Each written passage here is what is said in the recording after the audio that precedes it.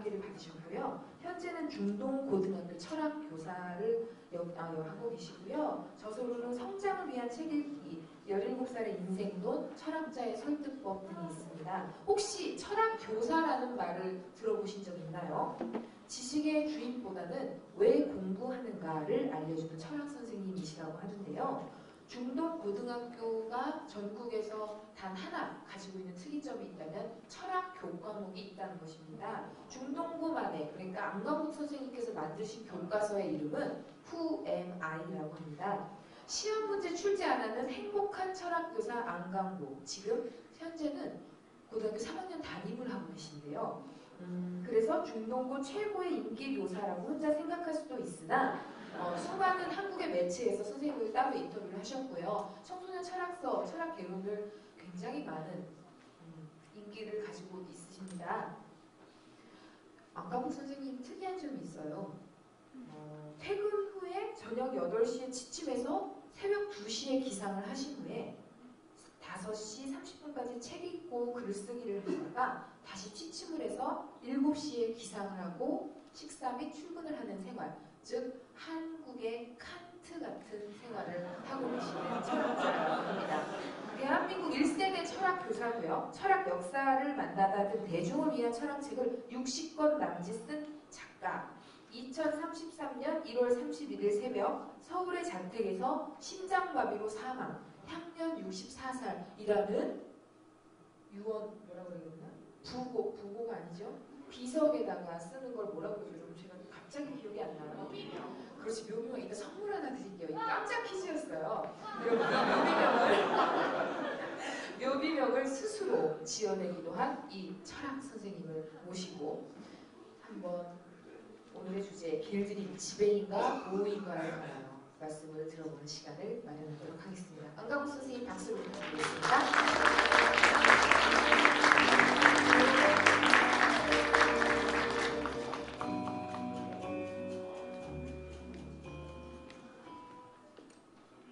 존경하는 우리 전상국 선생님 강의를 듣고 있으니까 너무 가슴이 아팠습니다. 그리고 또 한 가지는 여기 앉아있는 여러분들을 보니까 더 가슴이 아파요. 왜냐하면 아까 저기 그 신비주의 미녀 소설가님이 소개를 하셨지만 저는 고3담임입니다. 올해가 19년째입니다. 그런데 이 정도 하다 보면은 진짜 팔자가 보여요. 여기 앉아있는 청소년들 얼굴 표정을 보면요, 앞으로 인생이 어떻게 흘러갈지 다 느껴집니다. 그런데 왜 전상국 선생이 강의를 들으면서 가슴이 아팠냐? 제가 고등학교 때 깊은 충격을 줬던 소설이 우상의 눈물입니다. 지금까지 20번 이상을 봤는데요. 볼 때마다 새로워요. 큰 산은 어디에서 보느냐에 따라서 모양이 달라지잖아요. 한 살 한 살 먹어가면서 그해 볼 때마다 보이는 모습이 달라집니다. 그런데 왜 여러분들을 보면은 더 가슴이 아팠냐? 제가 17살 때 우상의 눈물을 봤을 때는요, 기표가 죽이고 싶은 만큼 미웠습니다. 그리고 나도 저런 담임 선생님을 만났으면 좋겠어요. 형같이 멋진 그 반장이 나와가지고 학교 폭력을 다 잡을 수 있는 그런 환경이었으면 좋았겠다고 느꼈었어요. 그래서 정말 마지막에 비겁하게 도망가는 기표를 철창에다 잡아넣어야 된다 막 이렇게 굳게 생각했던 적이 있었어요. 30살의 교사가 됐을 때는 전혀 다르게 다가왔습니다. 기표는 보이지도 않았어요. 뭐만 보였는지 아십니까? 선생님만 보였어요. 썩었구나. 어떻게 저럴 수가 있지? 학생을 가지고 뭡니까? 그 주인공 유다의 어머니는 촌지로 선생님을 다스릴 사람을 믿고 형우는 요새식으로 하면 서울대 수시에 합격하기 위해서 스펙을 만들고 있다는 게 보여요. 신문 기사화합니다. 저렇게 이용하는 나쁜 놈들. 40살이 넘어서는 우상의 눈물이 어떻게 보이냐. 이거를 강의하면서 너무너무 많이 울었습니다. 왜냐하면 우리는 우상의 눈물 속에 갇혀 있어요. 더 이상 탈출할 수 없는 기표의 운명이 바로 우리의 현실입니다. 무슨 얘기냐면은 그 후쿠자마가 그 역사의 종말이라는 책을 썼죠. 그게 1990년인데 사회주의가 멸망하면서 더 이상 역사의 진보는 없다. 자유민주주의의 승리다. 그러면서 기쁨에 차서 외쳤습니다. 그러나 그거는 따지고 보면 말 그대로 역사의 종언이고 희망의 끝이었어요. 사회주의가 옳다는 게 아닙니다. 더 이상 나아갈 수 있는 희망이 없다는 것을 절실하게 느꼈어요. 무슨 얘기냐? 한번 생각해 보세요. 자본주의의 힘은 얼마나 강성하냐면요. 자본주의에 반대하는 세력까지도 상품으로 만들어낼 수 있는 위력이 있습니다. 60년대 젊은이들이 자본주의에 반항하면서 히피 문화를 만들었잖아요.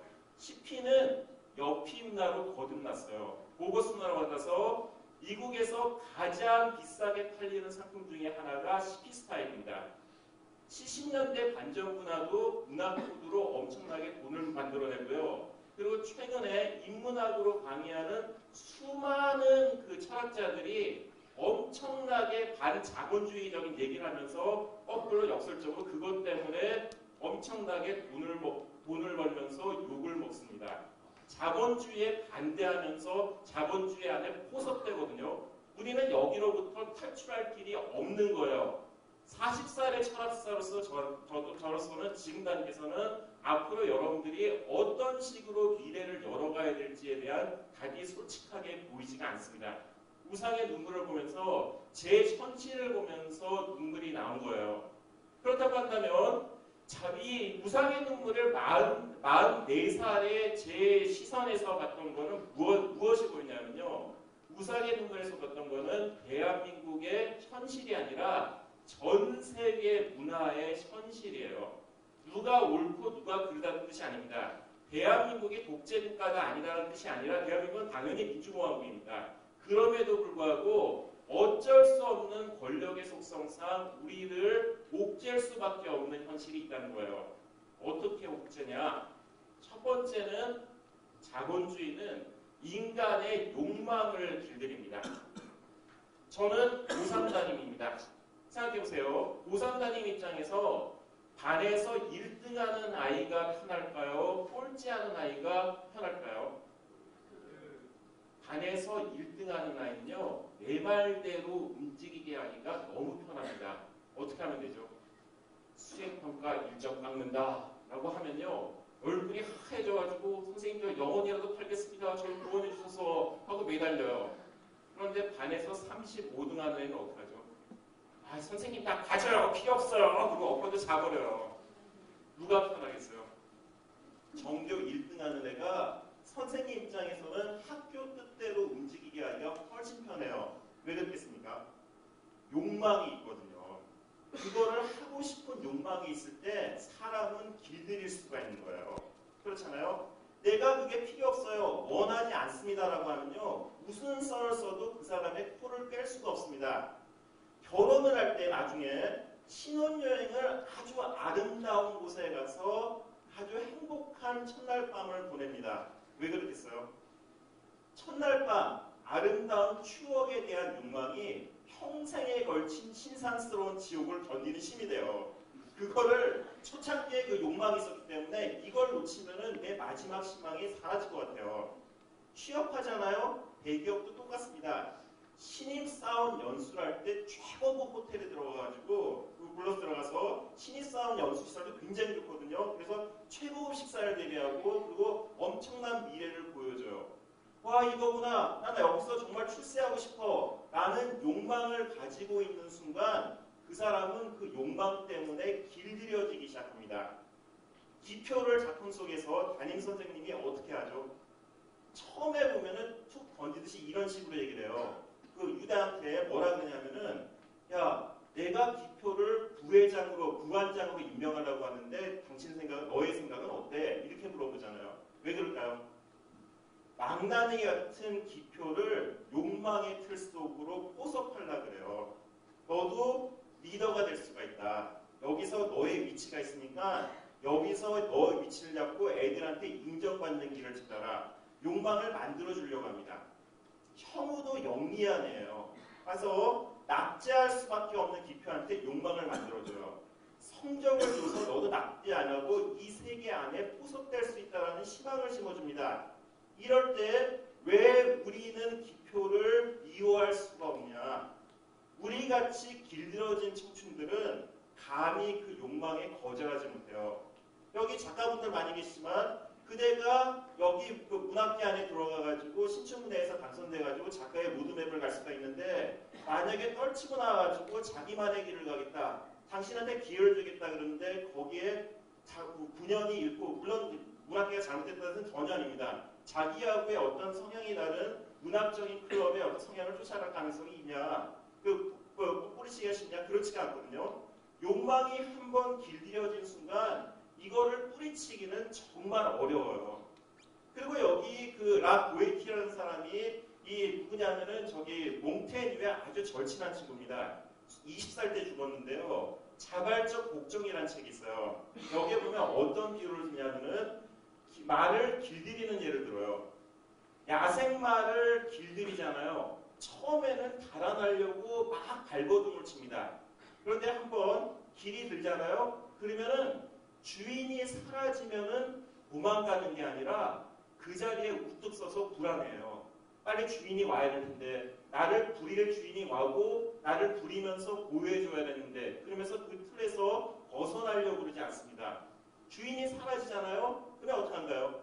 야생으로 돌아가는 게 아니라 다시 새로운 주인을 자기를 길들일, 자기를 노예로 부릴 주인을 끊임없이 찾아요. 자유를 어떻게 행사해야 되는지를 전혀 모르는 상태가 됩니다.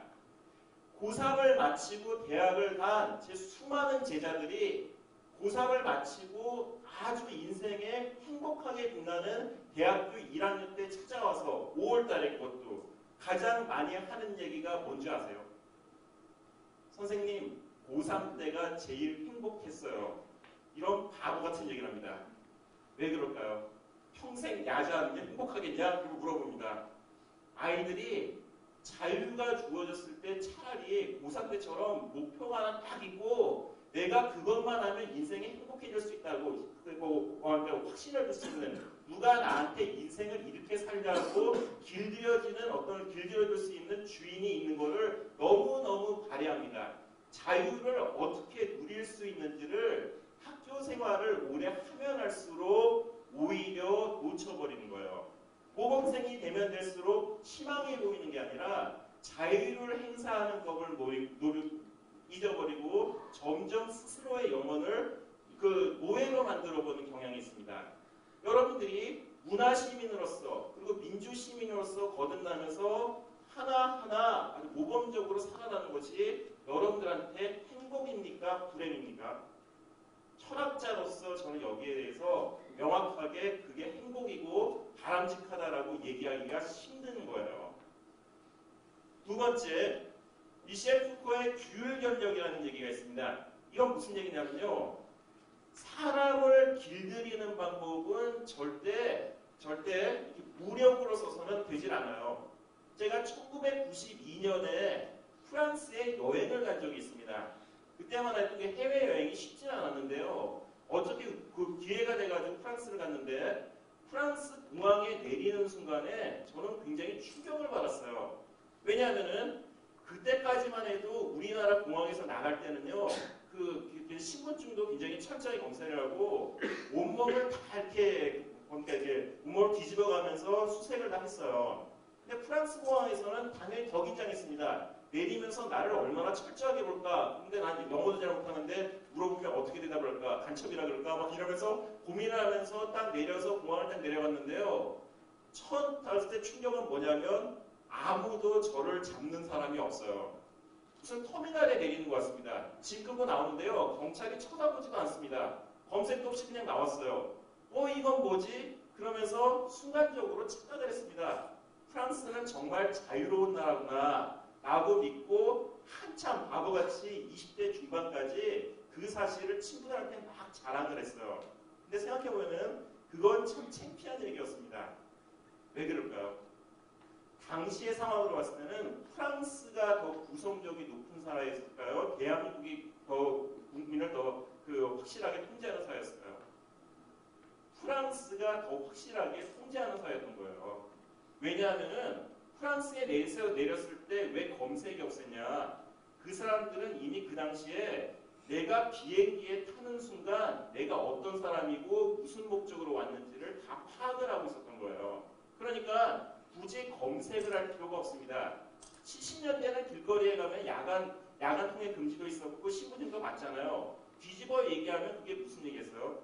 나를 통제할 수 있는 수단이 없었던 거예요. 그래서 사람을 길들이기 위해서 그 시범 케이스라는 용어를 쓰고 있는데 굉장히 무시무시하고 잔혹한 장면을 보여줌으로써 너희 겁먹어야 돼. 지금 뭡니까? 지금 휴전선 너머에서 북한에서 하듯이 공개 처형을 하듯이 그런 식으로 사람들한테 겁을 줬어요.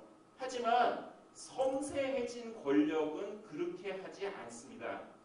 하나하나 내가 할 수 있는 것들을 전부 다 통제하기 때문에 전부 다 들여다보고 있기 때문에 무엇을 잘못하면 그 순간에 바로 나와서 지적해버리는 거예요. 그러니까 여기에 반항할 수 있는 명분이 없어요. 기표를 왜 미워할 수가 없냐? 기표에 대해서 학생들이 그 작품 속에 보면은 두려워하면서도 선망하는 측면이 있습니다. 참 묘해요. 왜냐하면 기표의 담임 선생님이 기표를 어떻게 야단치시는 보세요. 너는 정말 범죄 스타일이다. 넌 정말 해도 안 되는 인간 쓰레기 같은 놈이다. 그렇게 기표한테 얘기하지 않아요. 기표를 어떻게 통제를 하죠? 어떻게 통제합니까? 체육복을 안 가지고 왔구나, 응원복을 안 가져왔구나 하고 줘요.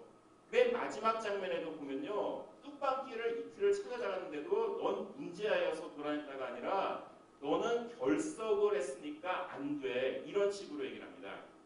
제가 아까 제 일과를 미녀 소설가님께서, 신비주의 미녀 소설가님께서 소개를 해주셨는데 제 일과에서 알려주지 않으신 질문이 하나 있어요. 뭐냐면은 제가 새벽 2시에서 5시까지 글을 쓰고 공부하는 건 맞는데 7시 반에 못 일어납니다. 그래서 학교에 항상 지각을 해요. 제가 학교에서 가장 지각을 많이 하는 교사입니다. 그런데 제가 지각을 많이 했을 때 우리 중동의 교감 선생님이 19년 동안 저를 당신은 정말 교사로서의 자격이 없어. 자질 한 명 기다려. 당신은 그만둬야 돼. 이런 식으로 윽박들리지 않습니다. 어떤 식으로 야단을 치실까요? 팩트만 나열하세요. 뭐가 규율을 어겼는지. 예를 들면 이런 식입니다. 내가 아침에 교장실에 들어갔다 나왔는데 출근부도 보고 내가 교장선생님한테 드릴 말씀이 없어서 혼났어. 안 선생 보니까 20일 중에서 15일을 늦었더라고. 이거 좀 내가 뭐라고 드릴 말씀이 없더라. 그런데 나와가지고 3학년 5반 당신 반을 가봤더니 뒤에 청소가 하나도 안 돼 있었어. 내가 교장선생님한테 뭐라 그래야 될지 좀 답답하더라고. 근데 이 얘기가 좀 미안한데 내가 화장실도 갔잖아. 화장실도 당신 반 아마 내가 당신 반 청소교육을 하는데 거기도 쓰레기통이 하나도 안 비어있어. 냄새가 너무나. 교장 선생님이 이걸 보시는데 내가 뭐라고 할까? 내가 답답해 죽겠어. 이렇게 얘기를 하세요. 여기에 대해서 제가 결연하게 눈을 부릅뜨면서 지금 교감 선생님께서는 저의 교사로서의 존엄성을 짓밟고 계십니다. 이렇게 얘기할 수가 있겠어요? 할 수가 없어요. 이게 규율 권력이에요. 너는 이런 존재다 하고 딱지를 붙였을 때는요, 분연이라서 가지고 저는 맞서겠습니다 하고 저항을 하지만 규율 권력은 그렇게 하지 않습니다. 시위를 하잖아요. 그러면은 반정부 집회를 했기 때문에 처벌하는 게 아니라 도로교통법을 어겼기 때문에 처벌을 할 수밖에 없다는 식이에요. 학교도 보면요, 교칙을 위반했기 때문에 치마가 짧고 넥타이가 풀렸기 때문에 처벌했다는 거지. 뭡니까? 학교의 전반적인 교육에 대해서 맞섰기 때문에 처벌한다. 이렇게 얘기를 하지 않습니다. 이게 규율 권력이에요. 이거는 제가 학교를 비판하고 대한민국 사회를 비판하기 위해서 이런 얘기를 하는 게 아닙니다. 대한민국은 건전한 민주주의 국가고요. 우리나라 학교도 굉장히 바람직한 곳이에요. 그렇지만 제가 말씀드린 건 뭐냐면 미셸 푸코가 하는 거는 대한민국이 나쁜 사회고 학교가 나쁜 사회가 아니라 권력의 속성 자체가 인간을 옥죄는다는 거예요. 생각해보세요. 학생들끼리도 자기 서열과 권력을 만들기 위해서 규율을 만들어서 후배하고 선배를 길들여 나가요. 안 그렇던가요? 동아리에서 선후배를 뽑는데 암묵적인 유괴가 생깁니다. 규칙이 생기거든요. 선배한테 무조건 복종해라. 선배는 신이다. 이렇게 나이브하게 얘기하지 않습니다. 어떻게 하죠? 1학년생은 치마 길이가 몇 센치 이상 돼야 돼. 머리를 건방지게 신입생이 어떻게 염색을 하냐 이런 식이에요. 규율을 만들어서 내 얘기를 따라야 된다라고 끊임없이 규율을 통해서 섬세하게 우리의 몸과 영혼을 옥죄하려고 합니다. 여기에 대해서 기표는 어떻게 했죠? 분연하게 맞섭니다. 체육복을 줬을 때 그거를 찢어버리고요. 담임 선생님이 무엇을 하라고 했을 때 규칙에 대해서 말려들지 않으려고 해요.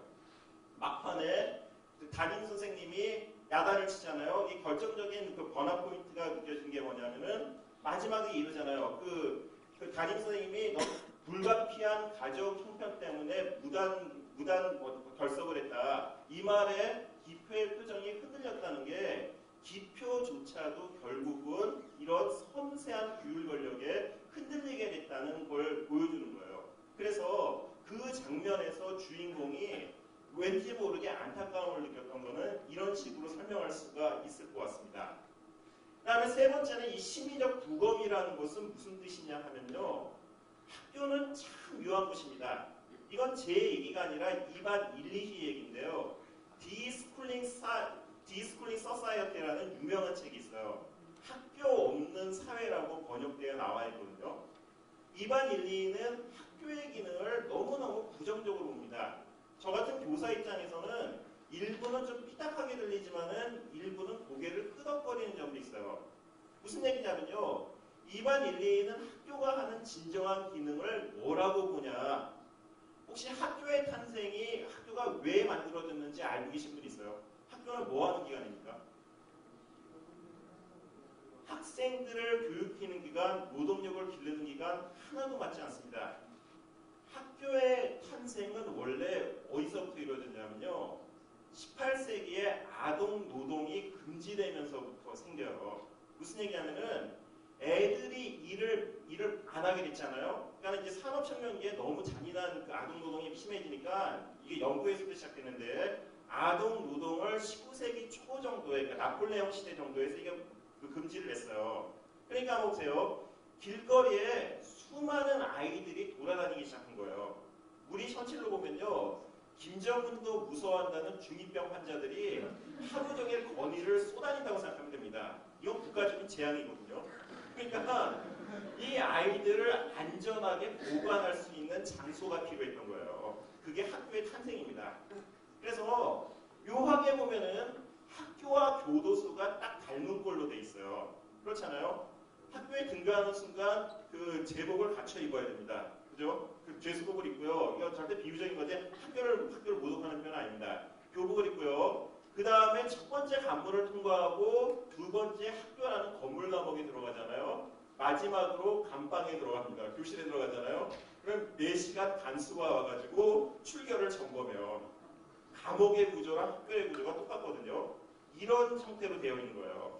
그런데 그래서 학교가 하는 건 1차적으로 보관 기능인데요. 제 얘기가 아니라 이건 2반 1, 2 얘기입니다. 근데 2반 1, 2가 이런 과정을 통해서 학생들한테 주입하는 건 뭐냐. 그 사회의 권력 구조를 학생들한테 학습을 시킨다는 거예요. 예를 들면 한번 보세요. 만약에 기표한테 너는 뭡니까 집안도 못 살고 그리고 그 돈도 없고 그리고 뭡니까 이 백도 없으니까 돈도 없고 백도 없으니까 너 대학을 갈 수가 없어. 그냥 사회 하층민으로 살아. 그러면 기표가 어떻게 하겠습니까? 길길이 뛰면서 반항했을 거예요. 그런데 학교는 사회의 차별을 성적이라는 중성적인 용어로 바꿔버려요. 너는 가난하고 백도 없기 때문에 대학을 못 가는 게 아니라 공부를 못하기 때문에 못 가는 거야. 이렇게 말해봅니다. 너는 돈이 없어서 대학을 못 가. 백이 없으니까 넌 대학을 못 가. 라고 하면 길게 있지만요. 너는 국영수 7등급이잖아. 그래서 갈 대학이 없다. 조선시대 유배지로 가라. 이렇게 하면은 여기에 반넣기가 쉽지가 않아요. 이게 그 이반 일리치가 얘기하는 심리적 부검입니다. 거꾸로 얘기하면은 전상욱 선생님의 어떤 설명 속에 굉장히 잘 나와 있는데 소설성이 잘 나와 있는데 학교에서 하는 우상을 없애는 기법이 너무 잘 살아 있어요. 길길이 뛰는 사람 있으면 보세요. 정치학자하고 심리학자는 상극의 관계인데요. 정치학은 항상 심리학을 비판합니다. 왜냐하면 정치의 모순과 잘못된 것들을 개인의 심리적인 문제, 개인적인 문제로 환원해서 개인이 풀어야 될 문제로 없앤다는 거예요. 여기서 보면은 기표에 대해서 그런 표현이 나오잖아요. 아까 낭독하시던 배우님들이 아주 감정을 살려서 잘 읽으셨는데 그렇게 위대했던 우상을 허겁지겁 라면 줄기나 챙겨 먹는 비참한 빈곤이라는 어떤 아주 너절한 것이 감싸는 그런 초라한 인간으로 만들어 버리거든요. 학교는 이와 같이 하나의 인간을 어떻게 볼 건지에 따라서, 그러니까 어법을 바꿔서 반항할 수 없는 형태로 중성화시켜서 사람을 길들이는 형태로 이렇게 만드는 기관일 수도 있는 거예요. 그렇다고 한다면 이러한 상황에서 다시 원래 문제로 돌아간다면요, 우리는 왜 기표를 미워할 수가 없냐? 기표가 사는 삶은요, 우리한테 로망인 측면이 있습니다. 잘 생각해 보세요. 제가 근무하는 중동고등학교도 아주 공부를 잘하는 학교입니다. 상당히 많은 학생이 명문대학을 가지만요, 고산 담임인 저는 솔직히 좋은 대학에 가는 아이들을 보면서 마음이 편치 않아요. 왜냐하면 지금 당장은 그 아이들이 빛나고 멋있어 보이지만 앞으로 20년, 30년 뒤에 그 아이들은 어떤 모습으로 바뀌어 있을까요? 제 첫 제자애들이 일단 35, 36, 37쯤 됐는데 그 아이들이 살아가는 모습을 보면요, 졸업할 때 같이, 그러니까 명문대를 갔을 때 그 모습 같이 화려한 인생을 사는 게 아니에요.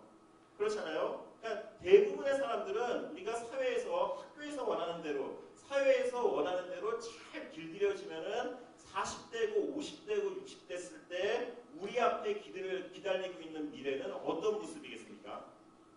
영웅이 되는 모습이 아니라요, 정리해고와 그 다음에 노년 불안이 기다리고 있어요.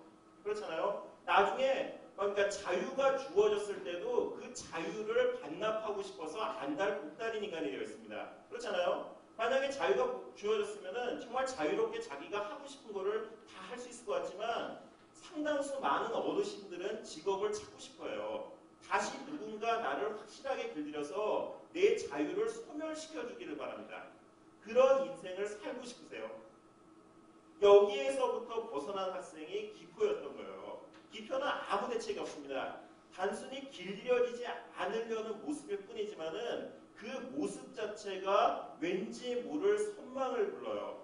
학교에서도 보면요, 노는 학생들을 보면은 한심하다는 생각을 들면서도 한편으로는 그 학생들에 대한 뭔지 모를 부러움과 선망이 생기는 마음이 있잖아요. 기표가 소설 속에서 보여주는 모습은 우리 안에 있는 자유에 대한 갈망을 느끼게 해주는 것 같습니다. 그리고 이 말이 저는 이 소설의 핵심으로 다가오는데요. 기표가 이렇게 얘기를 합니다. 마지막 그 편지에 무섭다, 무서워서 살 수가 없다, 이렇게 얘기를 해요. 기표는 왜 무서웠을까요? 기표가 길들여진 다음에, 그러니까 자기 선행이 알려지고, 그리고 항상 그 치즈할 때 같은 표정으로 이렇게 웃고 다니기 시작할 무렵부터 기표한테 남은 선택지는 두 가지밖에 없어요. 뭐하고 뭐죠? 길들여져서 학교 안에서 하층 그룹으로, 미래가 없는 하층 그룹으로 길들여져가지고 그냥 조용조용하게 살아남던지, 두 번째는 아예 막 나가버리는 겁니다. 둘 중에서 어느 쪽이 바람직할까요? 둘 다 위험하고 바람직하지 않은 길이에요. 길들여지기도 싫고요, 뛰쳐나가면은 더 어두운 미래가 길어집니다. 제가 이 전상욱 선생님의 이 소설을 보면서 깜짝 놀란 게요, 전상욱 선생님이 교사 생활을 18년 하셨다 그랬는데 저도 올해가 19년 차입니다. 거의 이제 교사 생활을 교사 생활을 그만두실 연배하고 비슷한 시기가 됐는데요. 저도 제 학생한테 저 얘기를 직접 들은 적이 있어요. 맥락은 전혀 다릅니다. 10여 년 전에 어떤 경우가 있었냐면요, 요새식으로 하면 학교의 일진이에요. 학교에서 굉장히 싸움하고 문제를 일으키는 학생인데요, 그 학생이 퇴학을 당했어요. 그런데 참 묘하게 그 아이가 퇴학당했던 날 새벽 2시에 그 아이를 제가 버스 안에서 만났어요. 참 묘합니다. 분당으로 가는 버스, 서울에서 분당으로 가는 버스를 한 30분 정도 타고 가야 되는데 제 옆자리에 그 아이가 앉아 있었던 거예요. 저도 술 취해 있고 그 아이도 술 취해 있었습니다. 선생과 제자가 같이 술 취했는데 할 말이 아무것도 없잖아요. 그래서 저도 얘를 퇴학하는 거 아니까 최대한 얘를 배려하지 않아서 말을 안 했어요. 아무 얘기 안 했어요. 그런데 얘가 저한테 한 번도 말을 걸지 않았는데 버스 타고 왔는데 이러는 거예요. 선생님, 왜? 아니요, 선생님. 갑니다. 10분 안에 또 불러요. 선생님, 왜? 아니에요. 울먹울먹해요. 근데 저는 졸기 시작했어요. 선생님 불러요. 짜증이 올라갑니다. 왜? 울었더니요. 얘가 진짜 눈물이 터질 것 같이 보면서 저한테 한마디를 딱 내뱉으면서 버스에서 진짜 도망치듯이 내렸어요. 근데 걔가 한마디를 저는 지금까지도 잊을 수가 없습니다. 뭐라고 줄 아세요?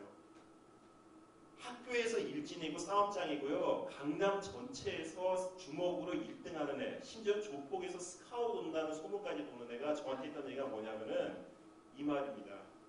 선생님, 너무 무서워요. 이 얘기예요. 무서워서 살 수가 없어요. 이 얘기라고 내렸어요. 충격을 받았습니다. 왜 얘가 무서웠을까요? 저는 순간적으로 걔가 무섭다 그랬을 때 아니 마 네가 무섭다 이럴 뻔했어요. 그렇게 무지막지한 애가 왜 무섭다 그랬을까요? 욕망은 사회적으로 공인된 틀을 따라가지 않는 욕망은요 반드시 파멸되게 되어 있습니다. 성공을 보장할 수가 없어요.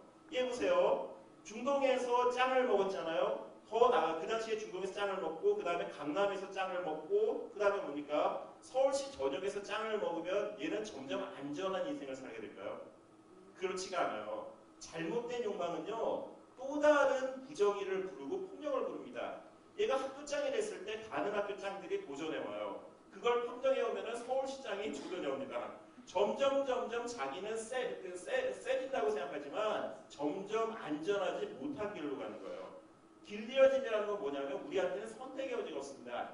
학교 생활이 싫어요. 저는 절대 소시민의 삶을 살고 싶지 않습니다라고 얘기를 하지만 소시민의 삶 그리고 사회가 요구하는 욕망을 쫓지 않을 때 우리한테는 어떤 미래가 기다리고 있냐 여기에 대해서 확답을 줄 수가 없는 거예요. 그래서 작가를 꿈꾸는 여러분들의 얼굴을 보면서 10대 때 제 모습이 떠오르면서 가슴이 아파지는 이유는 여기에 있습니다. 여러분들은 자유를 누리기가 굉장히 어려운 시대에 태어나 있어요. 그렇다고 한다면 우리한테는 희망이 없는 것이냐? 그렇지 않습니다.